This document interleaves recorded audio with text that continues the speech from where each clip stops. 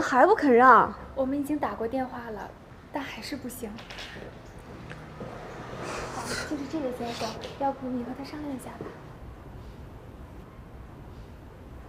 你好，就是你啊？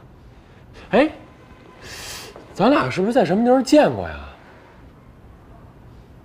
好老套的搭讪方式啊！行吧，那你说什么事儿？我希望你能把衣服让给我。哼，不好意思啊，在这个店里呢，我就看中这么一件衣服。多少钱你能让？哎呦，这真不是钱的事儿。行，那哥哥，我算是求求你，这件衣服我是要送给我最亲爱的妈妈做生日礼物的，请你让给我，谢谢，谢谢，谢谢。哎呦，妹妹，这件衣服吧，我也是送给我最亲爱的奶奶的，我也谢谢你啊。你奶奶需要这么年轻的衣服吗？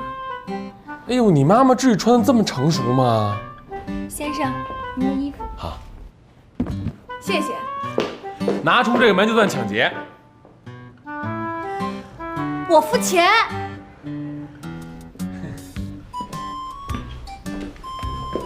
不好意思啊，这钱呢我已经付过了。